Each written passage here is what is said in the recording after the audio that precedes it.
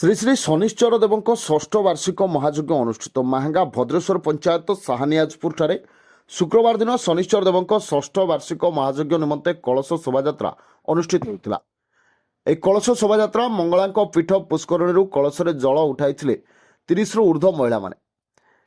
ଏହି କଳସ ଶୋଭାଯାତ୍ରାରେ ମହିଳାମାନେ ଧାର୍ମିକ କାର୍ଯ୍ୟକ୍ରମରେ କର୍ତ୍ତା ଭାବେ ଶ୍ରୀନିବାସ ନାୟକ, ଧର୍ମପତ୍ନୀ ଶୁଭଶ୍ରୀ ନାୟକ କର୍ତ୍ତୀ ଭାବେ ପୂଜା କାର୍ଯ୍ୟ ନିର୍ବାହ କରୁଥିବା ବେଳେ ପଣ୍ଡିତ ଜଗାନନା ଓ ତାଙ୍କ ସାଥୀମାନେ ପୂଜାର୍ଚ୍ଚନା କରିଥିଲେ।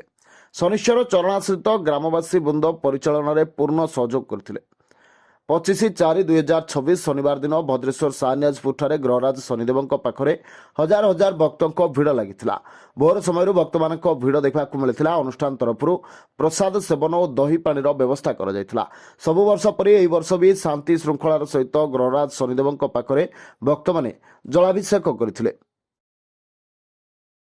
ମାଙ୍ଗାରୁ ପବିତ୍ର ଓଝାଙ୍କ ରିପୋର୍ଟ, ନ୍ୟୁଜ୍ 18+।